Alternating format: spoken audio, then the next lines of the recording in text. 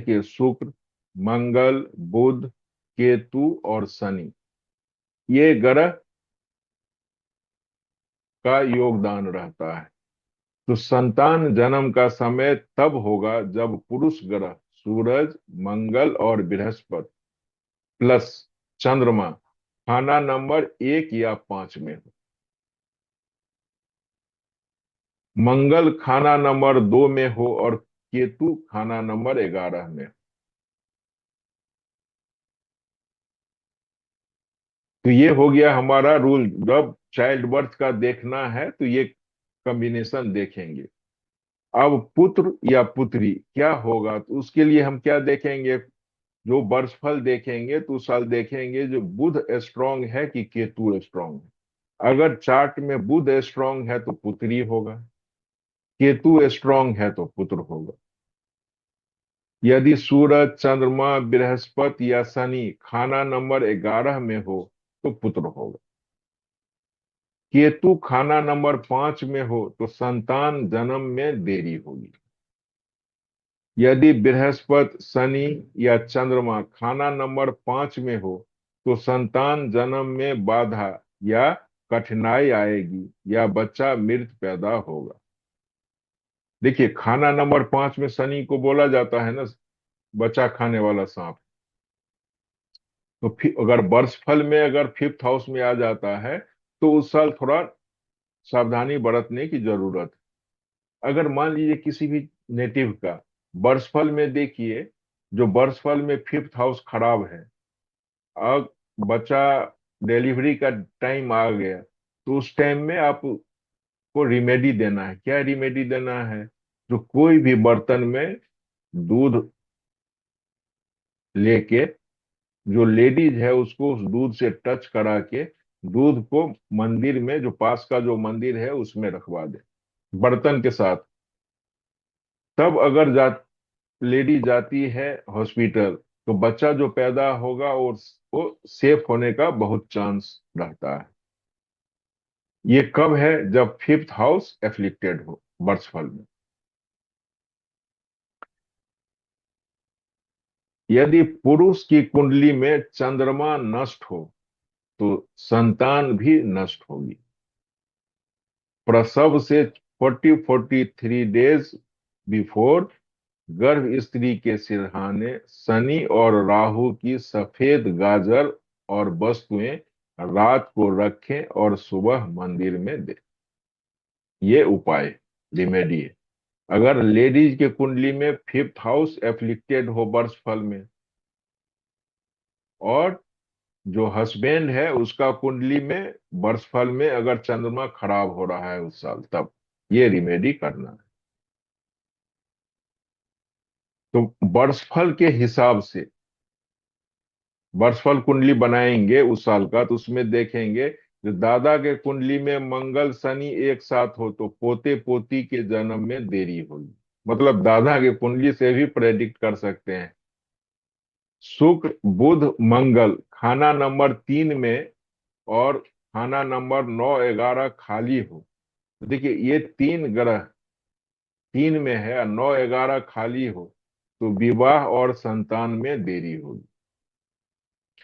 सूरज खाना नंबर 8 में, मंगल 10 या 11 में और चंद्रमा नष्ट हो, संतान नाश होगा। मंगल और बुध एक साथ हो तो संतान का नाश होगा। बृहस्पति खाना नंबर 1 से 4 में और बुध खाना नंबर 9 से 12 में हो तो पुत्र संतान मिलेगी। तो देखिए, वर्ष कुछ कॉम्बिनेशन है वर्षफल कुंडली में जो देखेंगे। अगर मंगल 1 से 4 हो, जुपिटर 5 से 8 हो, बुध 9 से 12 हो तो पुत्र जन्म लेने का मोस्ट प्रोबेबल है। मंगल 1 से 4 हो, बुध 5 से 8 हो, जुपिटर 9 से 12 हो, तब फिर पुत्री होगा। बृहस्पति 1 से 4 हो, मंगल 5 से 8 हो और बुध 9 से 12 हो तो फिर पुत्री होगी।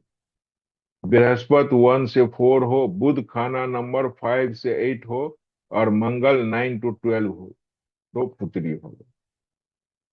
लेकिन मंगल 1 to 4, बृहस्पति और बुध 9 to 12 हो तो पुत्र होगा, लेकिन उस साल इस वर्ष के लिए पिता के लिए अशुभ होगा। तो ये कॉम्बिनेशन है, और बहुत सारा कॉम्बिनेशन है, सिर्फ इतना ही नहीं है, इसके साथ और बहुत कॉम्बिनेशन है। यदि खाना, लेकिन मेन मेन कॉम्बिनेशन ये है जिससे कि आप प्रेडिक्ट कर सकते हैं किसी का भी चाइल्ड बर्थ, बच्चा सेफ रहेगा क्या रहेगा। तो यदि खाना नंबर 5 पीड़ित हो, मतलब पापी ग्रह राहु केतु शनि से, तो संतान जन्म में बाधा आएगी। केतु अगर खाना नंबर 1, 2, 5, 7 में और शनि 1 या 11 में हो, और शनि यदि अशुभ न हो रहा हो, तो पुत्र प्राप्त होने का संयोग है।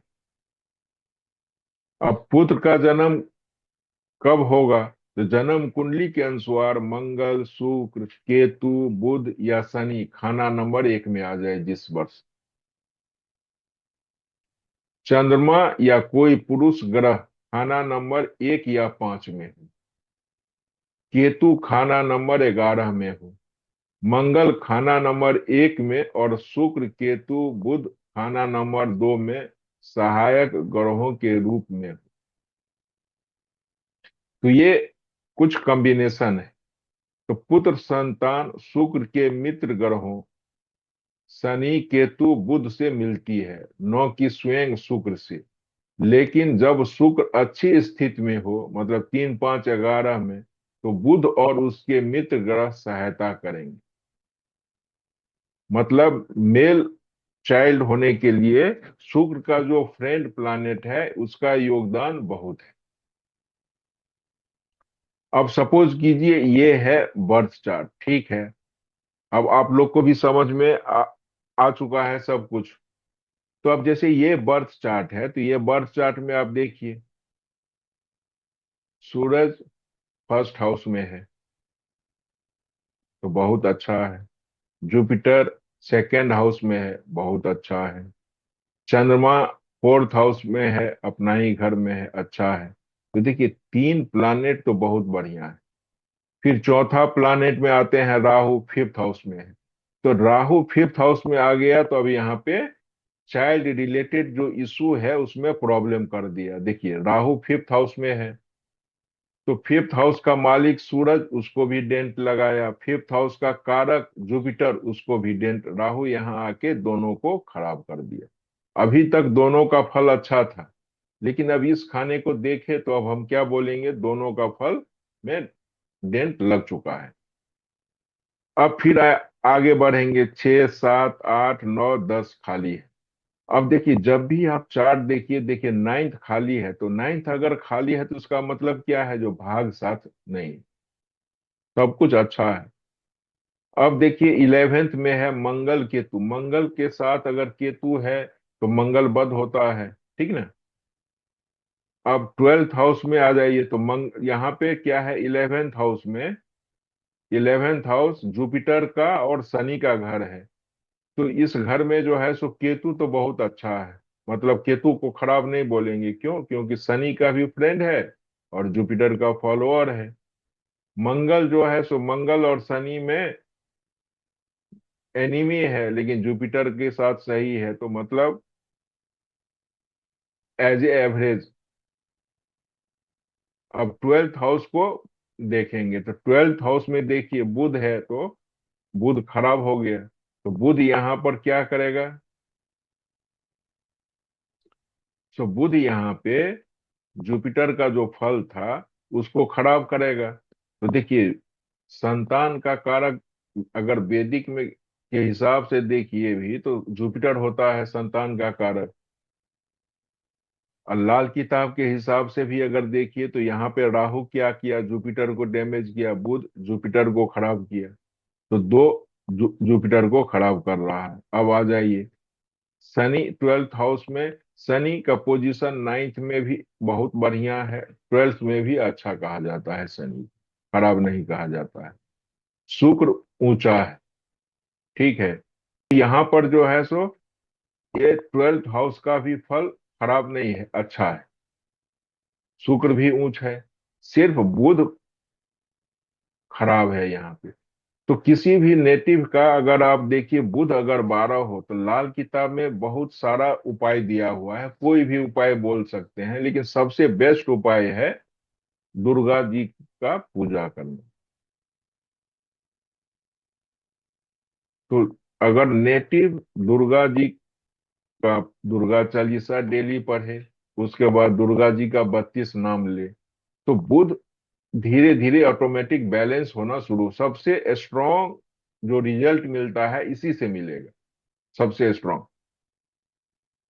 अब उसके बाद जैसे मान लीजिए साल में 4 बार आता है दुर्गा पूजा, ठीक है, तो हर टाइम पे कन्या, छोटी कन्या को खाना खिलाए, खाना खिला के आशीर्वाद ले, तो उससे क्या है, जो बुध 12 का ऑटोमेटिक अच्छा फल मिलना शुरू हो जाता है। बाकी जो है जैसे 12 घर में है तो 12 घड़ा जल प्रवाह किया जाता है, खाली घड़ा ढक्कन लगा के, और मूंग, मिट्टी के बर्तन में मूंग दाल भर के टाका लगा के उसको भी जल प्रवाह या एमसील से बंद करके कर सकते हैं।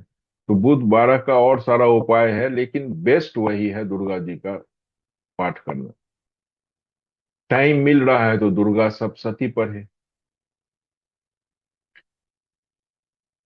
तो इस बर्थ चार्ट में देखने से आपको क्या लगता है, चाइल्ड बर्थ का क्या सीन बन रहा है?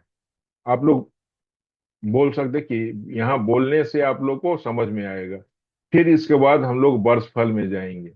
तो आप में से कोई भी प्रेडिक्ट कर सकता है जो चाइल्ड बर्थ का कंडीशन यहाँ पे कैसा रहेगा, जितना अभी तक आपको एक्सप्लेन किए हैं उस हिसाब से? अगर आपको याद नहीं है तो आप देख सकते हैं।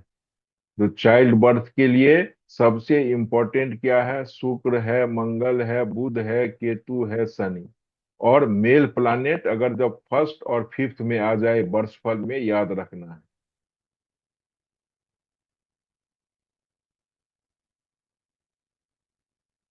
तो यहाँ पे क्या बोलेंगे, आप लोग बता सकते हैं कुछ भी इसमें? तो ये बर्थ चार्ट के बाद अब हमारा क्या काम है, सबसे पहले देखना इसमें जो महादशा क्या चल रहा है। तो अभी जो महादशा चल रहा है, केतु का महादशा है, जो 2021 से 2028 तक चलेगा। अब केतु के महादशा में अंतरा चल रहा है गुरु का, जो 2025 से 2026, जून 2026 तक का है। अब उसमें प्रत्यंतर चल रहा है राहु का, 17 अप्रैल से 7 जून तक। तो ये हो गया हमारा महादशा। अब इसके बाद क्या देखेंगे? देखिए, कुंडली का कैसे प्रेडिक्शन करना है ये एक्सप्लेन कर रहा हूं। लाल किताब की महादशा आपको पकड़ना है, जो किस ग्रह का महादशा है। ये तो केतु है महादशा का लॉर्ड। अब केतु को देखेंगे, तो केतु का तो 7 ईयर का रिजल्ट है, और हमको इस वर्ष का देखना है। तो हम क्या देखेंगे, केतु और इस वर्ष का अभी जो चल रहा है उसमें देखेंगे। तो हम गुरु को ले सकते हैं, नहीं तो सबसे बेस्ट है जिस टाइम पे बच्चा होने वाला है उस प्रत्यंतर को पकड़ लीजिए, उसका पोजीशन देखिएगा, वो बेस्ट है। और उसके बाद हमको क्या कंसीडर करना है, किस ग्रह की महादशा चल रही है। तो अभी शुक्र का चल रहा है महादशा, तो शुक्र कहाँ पर बैठा है कुंडली में, उसका पोजीशन देखेंगे।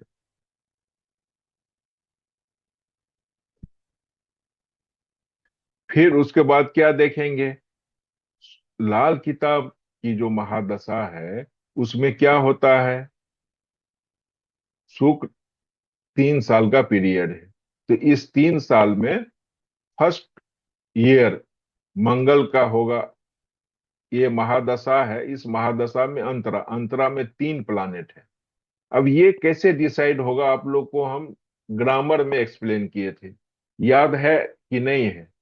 अगर नहीं है याद तो आपको ये टेबल में फिर से दिखा देता हूं, जिससे कि समझने में सुविधा होगी। मध्य के ग्रह है ना, आपको पता है, दरमियानी ग्रह। देखिए, अभी हमको शुक्र को देखना है, तो शुक्र का 3 साल है, 3 साल में 3 प्लानेट का एक एक साल है। तो पहला स्टार्टिंग का 1 ईयर मंगल, बीच का शुक्र और लास्ट का बुध। इसी तरह से हर ग्रह का है। तो इस उसको हम यूज करते हैं। कब यूज करेंगे? तो जब हमको महादशा देखते हैं किस ग्रह का महादशा है, उस ग्रह का। जैसे जुपिटर है तो 2 ईयर 2 ईयर 2 ईयर। तो अभी कौन 2 ईयर चल रहा है, उस ग्रह को पकड़ना है।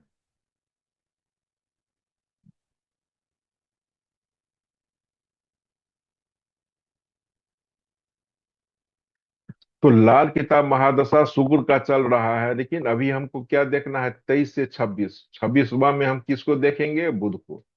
तो अब हम जो हमारा एनुअल चार्ट देखेंगे, उस एनुअल चार्ट में हम किस ग्रह को देखेंगे? केतु, राहु, शुक्र और बुध। ये 4 ग्रह का पोजीशन देखेंगे। तो ये 4 ग्रह बच्चा के लिए कैसा है।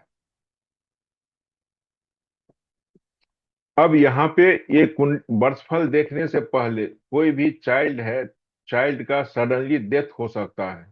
तो उसका क्या योग है, वो आप लोग को एक्सप्लेन कर देता हूँ। अभी तक तो ये एक्सप्लेन किया था चाइल्ड कैसे देखेंगे। अब कोई बच्चा खराब हो जाता है, तो खराब कैसे होगा, उसका क्या योग है। तो यह योग तब बनता है जब भाग्य और संतान के घरों पर पाप ग्रहों का कड़ा घेरा हो। मतलब फिफ्थ और नाइन्थ हाउस अगर स्ट्रांग वे में एफ्लिक्टेड है, तो बच्चा खराब हो जाएगा। सेकेंड कंडीशन है केतु अगर 8 हाउस में। क्योंकि 8 हाउस में केतु क्या है? केतु है हमारा रूट। देखिए, राहु और केतु में सबसे बड़ा अंतर क्या है? राहु जमीन के कोई भी प्लांट है तो प्लांट का जमीन से ऊपर का हिस्सा है राहु, नीचे का हिस्सा है केतु। तो केतु जो है सो हमारा रूट है। तो रूट से जो अगर कितना भी आंधी तूफान आता है तो पेड़ हिल इधर उधर होके टूट जाता है। जड़ से उखड़ना थोड़ा मुश्किल रहता है। तो केतु 8 में बोलता है जड़ को खराब करता है, मतलब वंश की जो जड़ है। इसलिए 8 का केतु अगर वर्षफल में 8 में आ जाता है ना, तो खराब माना जाता है उस साल। शनि अगर फिफ्थ में हो तो पांचवा, तो यहाँ पर शनि संतान का शत्रु बन जाता है। राहु जब सेकेंड में हो तो दूसरे घर का राहु कुटुंब और धन की वृद्धि को रोकता है। तो ये सब हम कहाँ पे देखेंगे? वर्चुअल कुंडली में देखेंगे। बृहस्पति अगर मंदा हो, क्योंकि संतान का कारक जैसे वैदिक में कंसीडर करते हैं, तो लाल किताब में भी जुपिटर पिता का कारक है। लेकिन जब संतान होने का टाइम है, तो उस टाइम में जुपिटर अगर खराब है वर्षफल में, तो संतान पे उसका इम्पैक्ट आएगा ही आएगा। तो अगर बृहस्पति मंदा हो तो संतान का नैसर्गिक कारक गुरु जब अपनी शक्ति खो दे, तब भी बच्चा खराब होने का कारण बन सकता है। तो ये पॉइंट को कंसीडर करना है। अब अचानक गर्भपात कब होगा? जातक या जातिका को बिना किसी स्पष्ट चिकित्सीय कारण के बार बार अचानक गर्भपात का सामना करना पड़ता है। या तो नर संतान पैदा ही नहीं होती, और यदि पैदा हो भी तो वह बहुत कम आयु में अचानक मृत्यु को प्राप्त हो जाती है। जातक और जातिका जीवन भर संतान के इसी गम में परेशान और हताश रहते हैं। उनकी सारी जमा पूंजी और खुशियां इस वियोग में की भेंट चढ़ जाती है। तो ये जो कॉम्बिनेशन है, ये कॉम्बिनेशन ये रिजल्ट देता है। अब इसका सुरक्षा के लिए, जैसे देख केतु 8, तो हमको जड़ को सुरक्षित करना है। तो मंदिर में काला और सफेद कंबल का दान। वर्षफल में जब केतु 8 में आ गया, तो ये उपाय करके बचेंगे। सोने की चेन या शुद्ध सोने का टुकड़ा हमेशा धारण करके रखें। जुपिटर का, क्योंकि जुपिटर का सपोर्ट लेंगे, केतु फॉलोअर है तो स्ट्रांग होगा। शनि 5 में आ रहा है, तो अपने वजन के बराबर साबुत बादाम जल में प्रवाह करें। ये नहीं कर सकते हैं तो संतान के जन्म पर नमकीन चीजें बांटे, मीठा बिल्कुल ना बांटे। रांगे का एक ठोस टुकड़ा अपने पास रखें। तो ये शनि फिफ्थ का उपाय है। राहु अगर दो में है तो चांदी की ठोस गोली हमेशा जेब में रखें। ससुराल से कभी भी बिजली का सामान या नीले कपड़े उपहार में न लें। और बृहस्पति को जागृत रखना है। केसर का माथे पे तिलक लगाएं, जीभ और नाभि पर लगाएं नियमित रूप से। पीपल पेड़ की सेवा करें, बुजुर्गों का आशीर्वाद लें। काले गाय की सेवा करें, उन्हें चारा खिलाएं। तो ये किस ग्रह का हमको रिमेडी करना है, तो हम पहले देखेंगे कौन ग्रह है, उसका रिलेटेड रिमेडी करवाएंगे नेटिव को। तो देखिए, लाल किताब में खाना नंबर 5 का शनि और खाना नंबर 8 का केतु को दोधारी तलवार की तरह काम करते हैं कहा जाता है।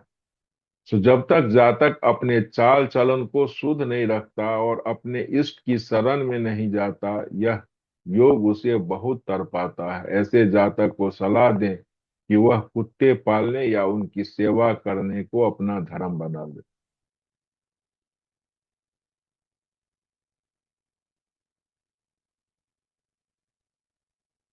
तो अभी जो हम लोग कुंडली एनालिसिस कर रहे थे, तो इस कुंडली में अभी 19 दिसंबर 25 से 19 दिसंबर 26, ये है हमारा वर्षफल का चार्ट। तो ये वर्षफल के चार्ट में देखिए, जो जन्म कुंडली में राहु फिफ्थ हाउस में था, अभी लगन में आ गया। तो आप लोग को जब हम वर्षफल पढ़ाए थे, तो उस टाइम में क्या बोले थे, जो ग्रह लगन में आता है वो अपना जन्म कुंडली में जिस घर का है उस घर का रिजल्ट देगा। तो ये बच्चा रिलेटेड आएगा।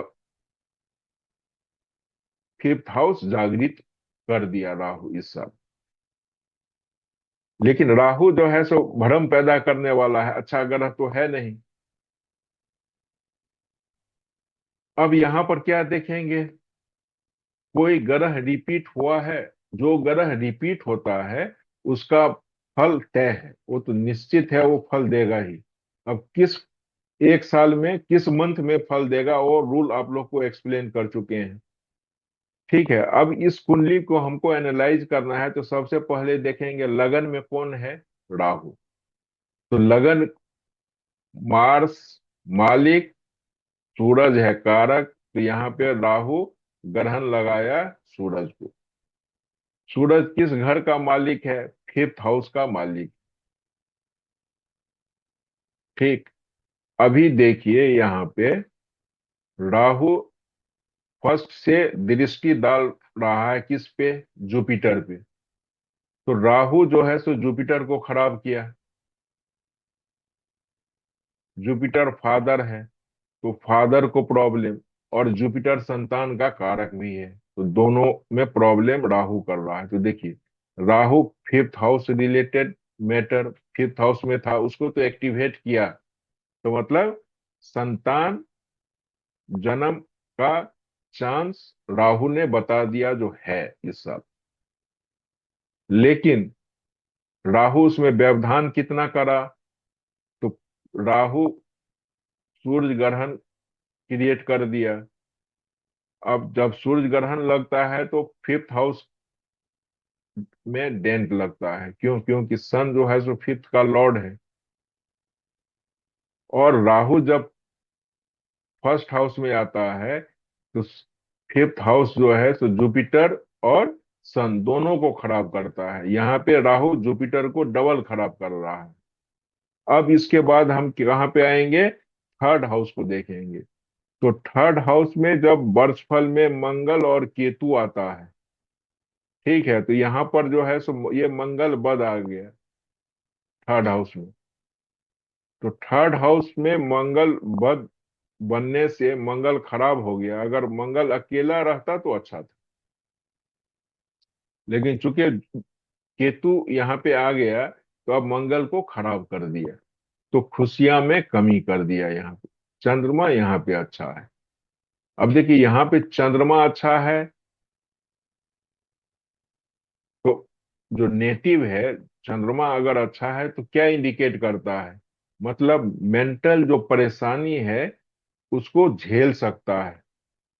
इमोशनल डिस्टरबेंस जो होगा वो इतना नहीं होगा, चंद्रमा यहाँ पे उसको बचाएगा, क्योंकि फोर्थ हाउस का चंद्रमा स्ट्रांग है। अब हम देखेंगे फिफ्थ हाउस।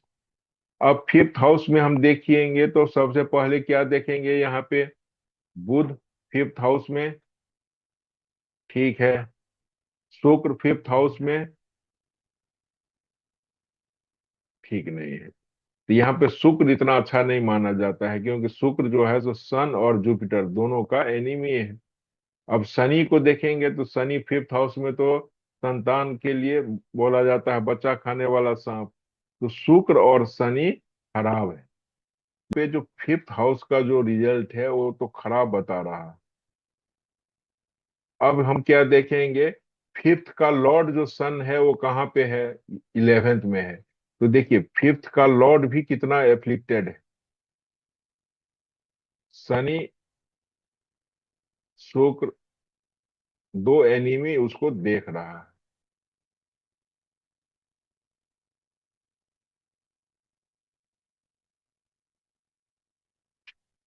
तो ये साल में आप लोगों क्या एनालाइज मतलब क्या, ये देखने के बाद, मेरा एक्सप्लेन करने के बाद क्या लग रहा है, जो चाइल्ड बर्थ सक्सेसफुल होगा नहीं होगा, कैसा रहेगा?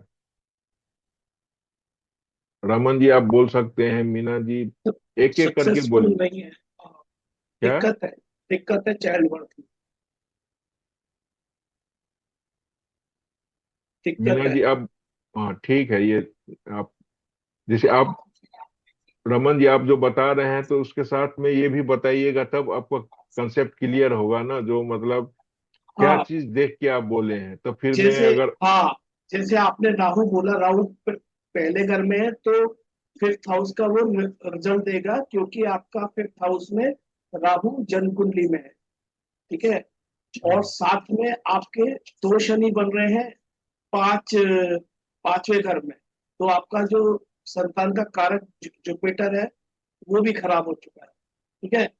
तो कारक भी खराब है, सूर्य भी जो उसका मालिक है वो भी खराब है, पांचवें घर की बात कर रहा हूँ। तो संतान के लिए ये साल अच्छा नहीं है। सही है। बिल्कुल बिल्कुल सही है। मीना जी आप बोल सकते हैं, कुछ समझ में आया इसमें? हाँ, थोड़ा थोड़ा। सनी वो बच्चे को खाने वाला सांप होता है, so bunny kid can die, maybe abortion or not have kids, or child can die. Shani की दृष्टि on Surya, that's obviously it's bad. Rahu's टक्कर is on Surya, that's bad too. um, Guru and Budh Shani, Guru and Shani में टकराव भी है, right? बिल्कुल। And Shani की दृष्टि कहाँ जा रही है? सूर्य पे जा रही है, गुरु पे भी जा रही है। Mainly what I understand is, I think just Shani के लिए बच्चे को, you know child can die. ठीक है ठीक है, सही सही बता रहे हैं आप, समझ में अब आपको बहुत